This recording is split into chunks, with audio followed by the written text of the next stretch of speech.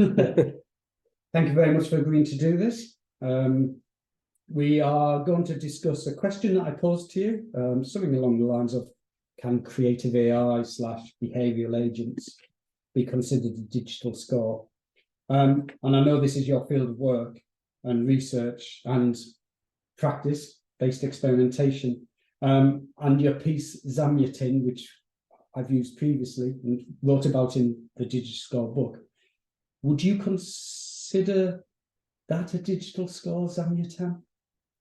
So I would, I guess I would completely accept the framing of it being a digital score. And I think probably most important to me is that I like to be incredibly liberal in how, I guess, different perspectives might equally apply to things like that. So the flip side to that is that my background as a musician is worth bringing into the context, as somebody who never trained in any classical mainstream, I guess, however you want to describe it. I never trained in any musical culture that uses scores, basically. In fact, I didn't really train at all as a musician. I trained in other areas and developed my own, as many people do, musical practice that came sort of through peers and immediate informal cultural experiences, basically making electronic music and playing in bands as a school kid, and just sort of feeling it out by myself and with friends. So the score was never a thing in any of that culture. It just was not present. So what do you mean by score then in that? What okay, so images in your mind about what a proper score might have been? Well, that you weren't using. I mean, just to pick a specific instance, I guess I had a band as a teenager that was inspired by was largely improvised music. Not entirely. We had chord structures and things that we played to, but nobody read music in that. So nobody. So we didn't have notation, which you've sort of pointed to already. We make that distinction between the score and notation. So there was a concept of the musical work was definitely there, but the language of the score wasn't there, right? So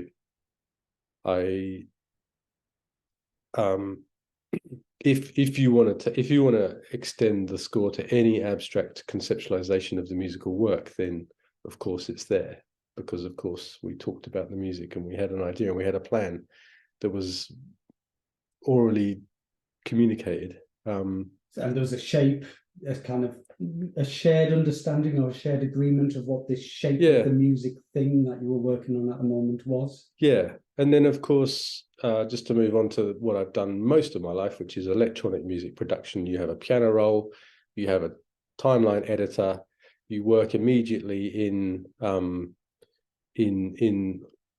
closer to the fixed media final form of the music. You can think of that as a score, but your definition that you alluded to earlier was a tool of communication between people.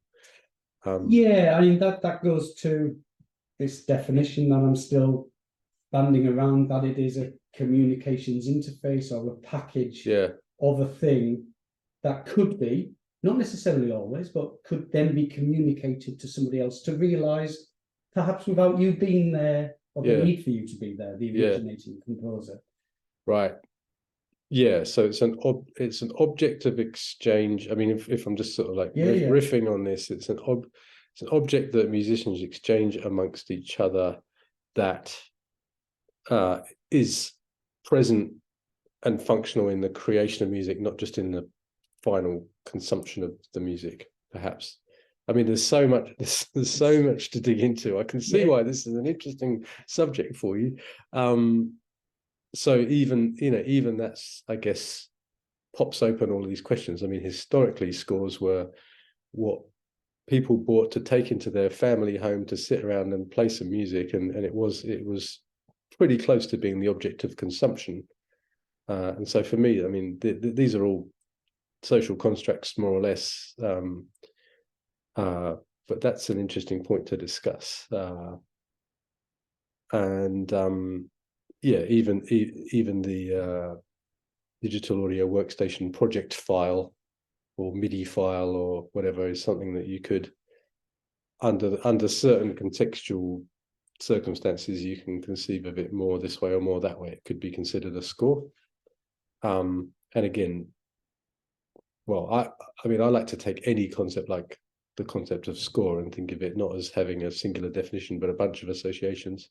Yeah, a cluster concept. Yeah, and that would be my preferred approach as well. Yeah, I mean, even just hearing you talk about an object of exchange, which is correct, and probably how I'm describing it as well, immediately makes me want to question whether or not that is some kind of colonial, old-fashioned way of thinking of a score, and perhaps there are other ways, other practices that perhaps I should be considering and wrapping into it. But at the same time, the piece that we're kind of kickstarting this conversation on is your piece, Zamyatin, which has no visual information for the performer to play. There is an object of exchange. You created this. Well, you tell me. Well, yeah, let's get into that, because that's move beyond philosophizing about digital audio workstations. So Zamyatin, I mean, I think one thing that is fairly clear cut is that Zamyatin is, in some sense, a work. Even that's not that clear cut, because of course there are many manifestations of that work. But I think it's really simple to say that I developed a sort of workflow and an algorithm, and then built that into a sort of reified form as a piece of software that I could send to other people, with samples built into it, with all of these assets kind of combined into this assemblage. But I could say, and I guess the sending is one of the really important things, is that I could sort of offload that. I'm sure that Alfred Gell's kind of on your landscape of thinking about this questions of objects and agencies, and the idea that like it fulfills the criterion of the artwork in the sense that it's external from me, and I can sort of send it out into the world, and it does things. And yeah, it's a piece of software for improvisation. So you give it to usually a solo instrumental musician, like you did with Chris Redgate. Yeah. And I've done over many years. Usually I'm present, and it was great working with you because it was a sort of really great test of like the whole idea of not being present, but at least having someone I could really trust to handle it.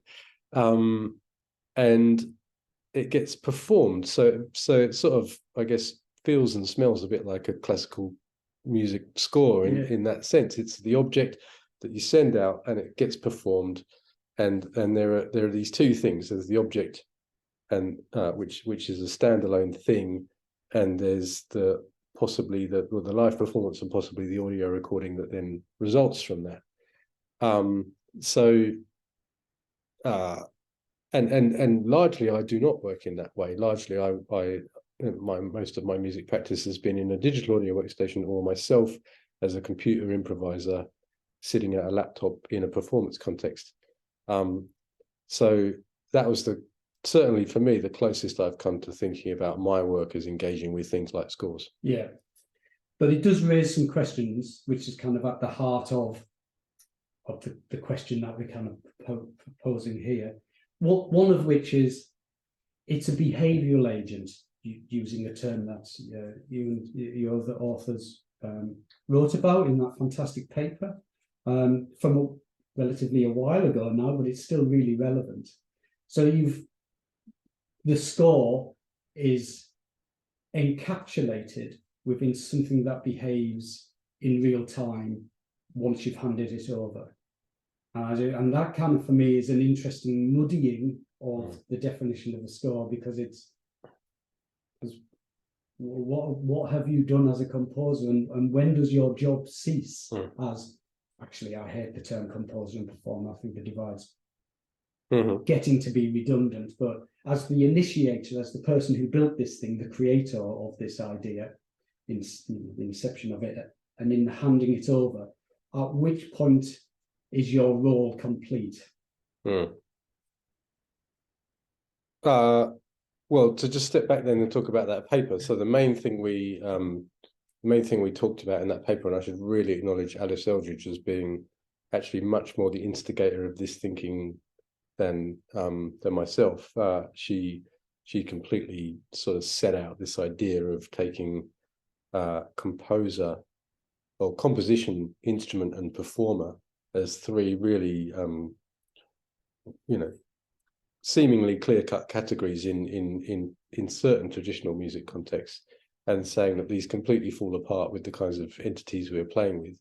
And I guess also acknowledge that she's also not the first person to do that. There's tons of amazing work, but for me personally, working with Alice was she really sort of opened up that space to me. So we pretty simply we said, well, we've been, we're part of this community of practice. We both studied at Sussex University.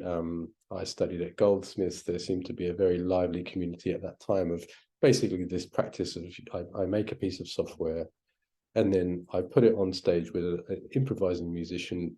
And generally, more or less, the goal is I don't touch the software, and it does some stuff that may be spontaneous, emergent, may have agency, and so on. And that comes out of a huge tradition of electroacoustic improvisation, which often is much more clearly grounded in the notion of a score. The piece of electronics, picks up on specific triggers and has specific timings and so on. And generally, we were working in the, let's call it just the George Lewis school of thought, to be really simplistic, and say, the point was you turn on this system. It didn't have a beginning or an end. It didn't have a score in the sense of a sequence of moments that should or shouldn't happen. It instead embodied the idea that a musical experience might unfold with all of its drama and progression and whatever you decide to go in there in an emergent way at the time of performance. But nonetheless aesthetically focused. So especially in Exam 10, there is a bank of samples, amazing samples as well. And there's some fixed behaviors. It's not like Voyager, it's a kind of digital version of Evan Parker. It's not going to do everything. It has a very kind of focused thing that it's going to respond with.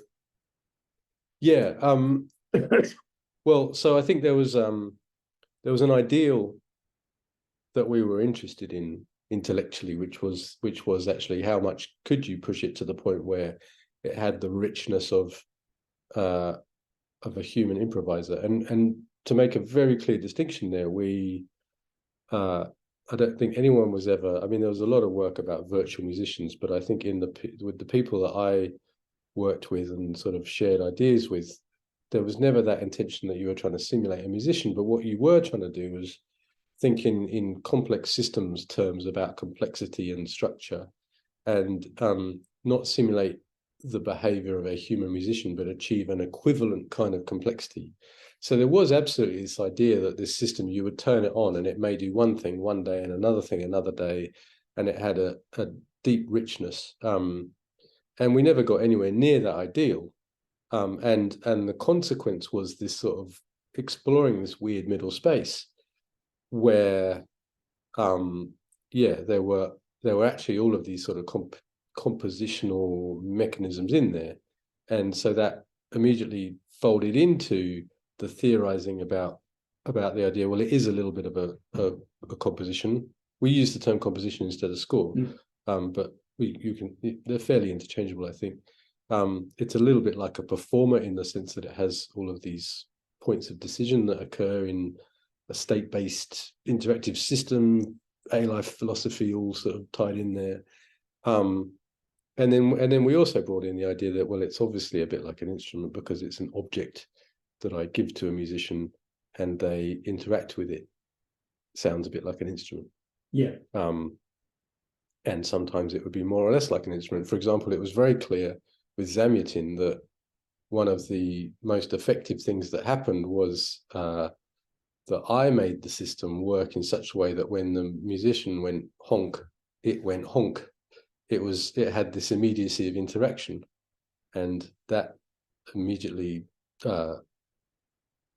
draws the association with an instrument.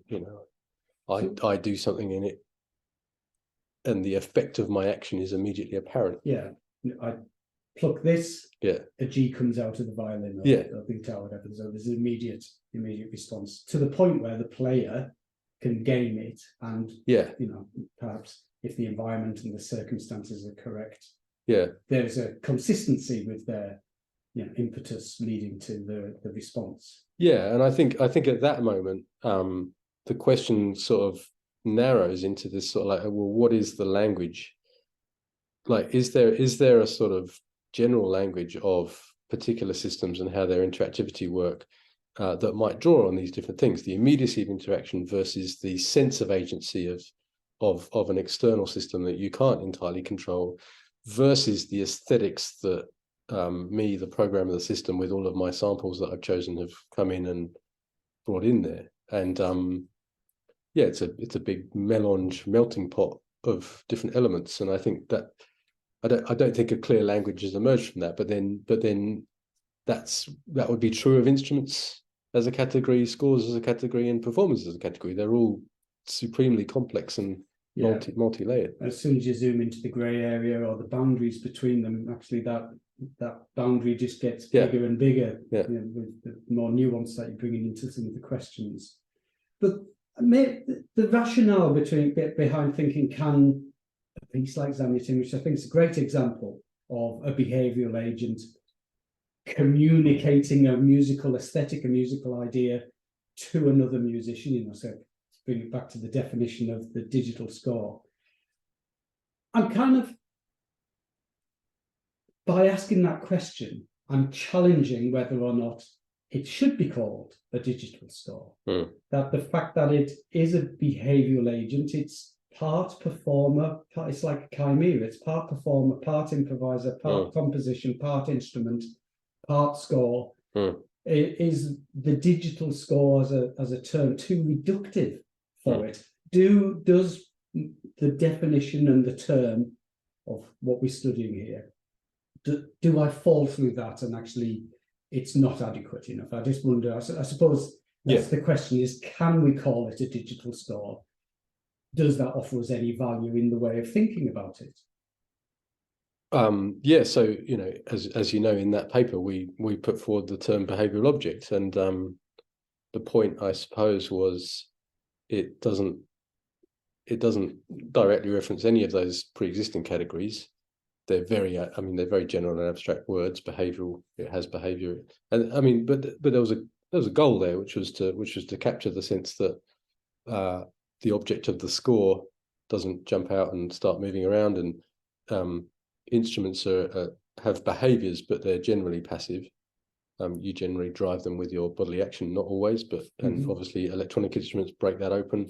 But there was a point to talking about behaviour, and it was very much grounded in biological thinking, and then to couple that with object, because it's a bounded entity that is the object of human exchange and interaction.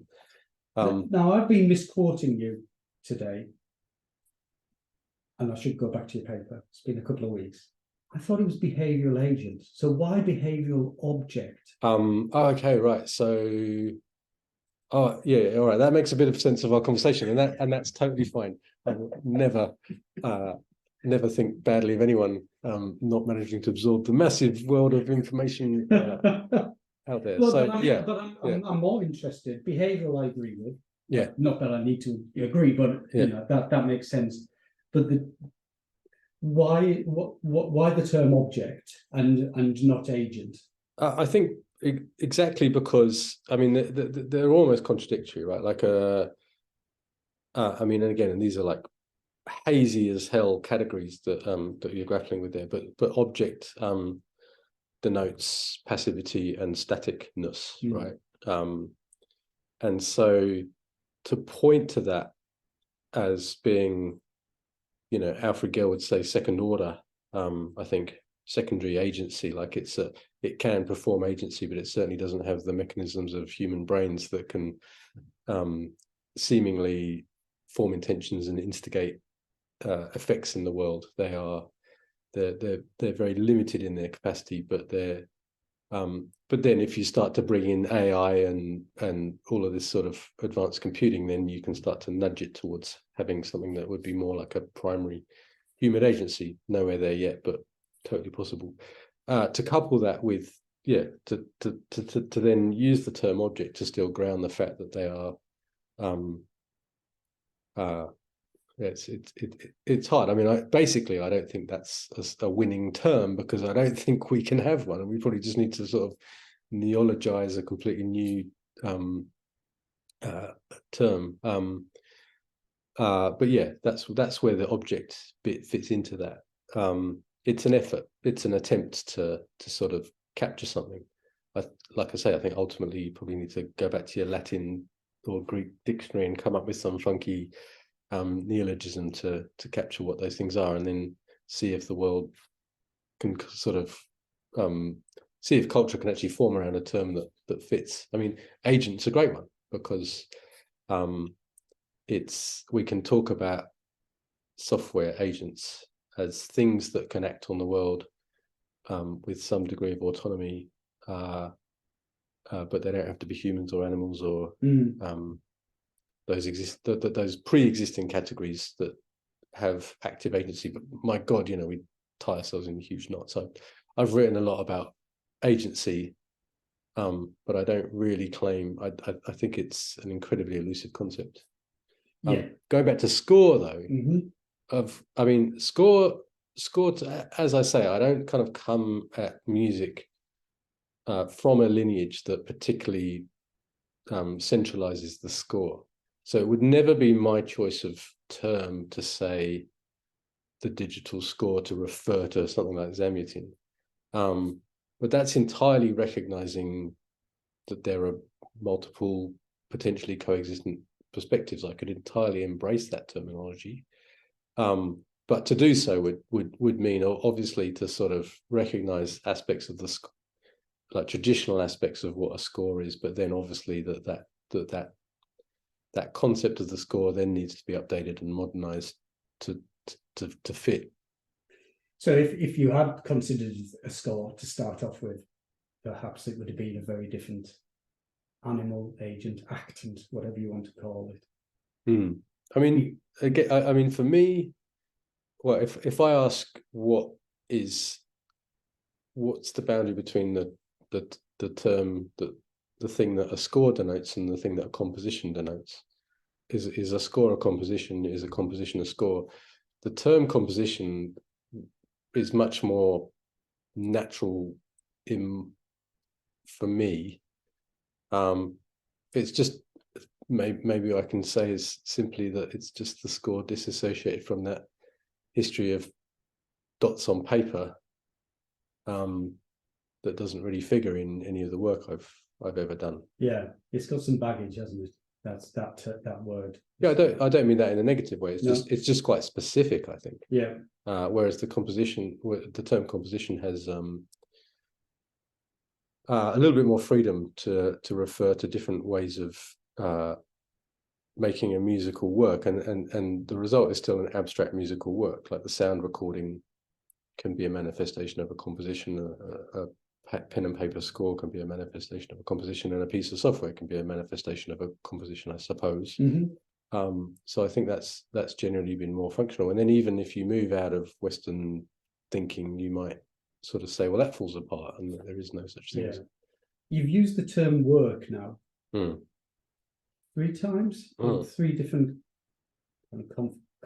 conversation snippets, and I just wonder if that is a more useful concept with which to be wrapping our heads around what we're talking here. Again, I'm trying to push on the term digital score. And I just wonder, you know, it's certainly in Zamutin, it has a sense of that Umberto Eco open workness about it.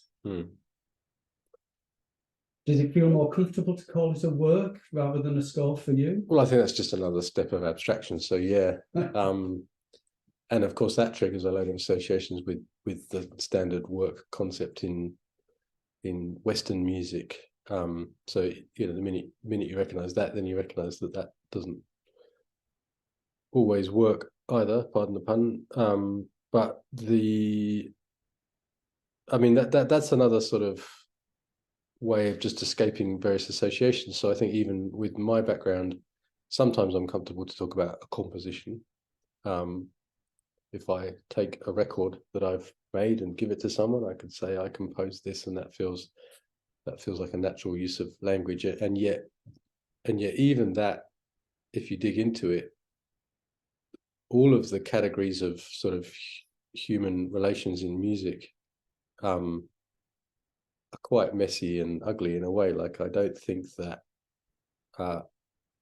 there are moments when the term composer doesn't seem to fit the activity that you're doing, and there are moments when the term musician doesn't seem to fit the activity that you're doing, because I'm neither writing notes on a score nor playing an instrument, and so all of those associations fall apart at various sort of rough edges. Perhaps the best terminology I can think of is musical artist, which again is just like it's just a sort of step of abstraction. I think it's fairly safe to say that the material that I operate with is music, and artist is a suitably generic term as a creator of music. And work as opposed to composition or score. Again, they're just avoiding associations, but there's nothing wrong with just saying I recognize that there are historical associations that we can move beyond. I think there's an interesting point here. I agree totally with what you're saying. You know, and that's part of the reason for this research project. You know, is to examine this, to expose prejudice as well as possibility. Not that I'm saying you're prejudiced at all, but in other people. I am. But it's interesting. Composition is a process, and it's almost and it goes back to a question I posed earlier. At which point is Zamyatin, was that finished? It's almost like, as a composer, you created this object, behavioural object, work, score, composition, whatever you want to call it, digital score. You'd finished that, and that was the work done. And then if somebody realised it somewhere else, that was a secondary process. It's not like you were scribing it out and then it needed performing to be finalized or finished, or a piece of cage where the performer completed the work, the notion of the open work. Actually here, and in some of the software scores that I've done as well, I consider that compositional process, or the creative process of constructing it, that's it.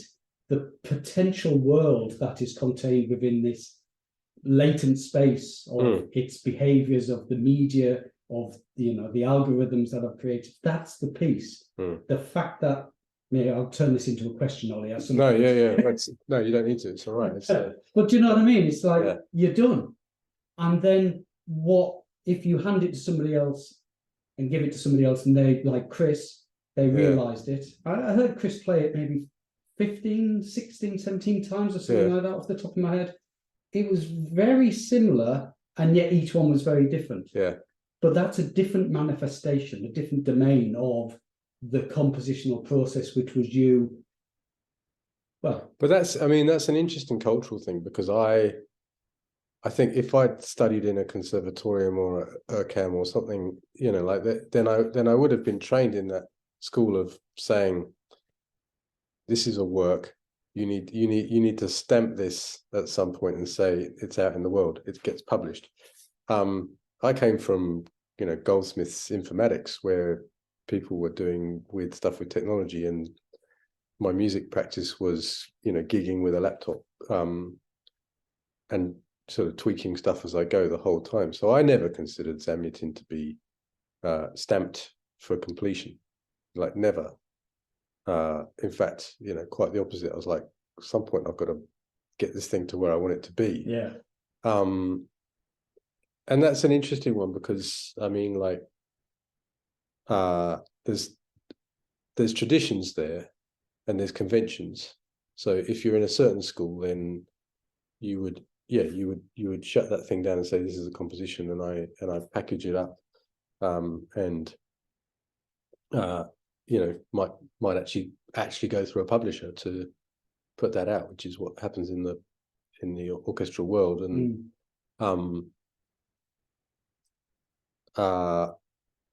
yeah, I mean, Zamyatin was, I mean, I'm sure you could probably give me examples of composers who put their work out and then say, no, that needs a tweak now, and I'm going to do a version 2 of this composition. I'm not familiar enough with that world.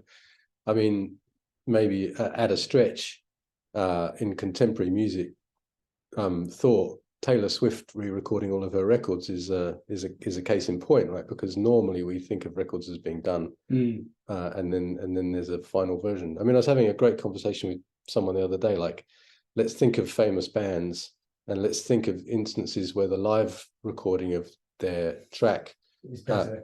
Well, not just better, but culturally speaking, becomes the definitive version. Yeah, so yeah. Talking Heads doing Stop Making Sense. Yeah. You know, for me, those are the definitive versions. That was a live thing that went on record and kind of usurped their earlier recordings of those pieces. Yeah, Bill Evans live at the Village Vanguard. Yeah, you can find examples all over the place. I don't know in the case of the score whether, I mean, obviously there are specific recordings that become definitive recordings of those works, but I wonder if there are cases where the score actually gets redone and is a living entity. But yeah, a living entity. So Yeah. I think that's a really beautiful way.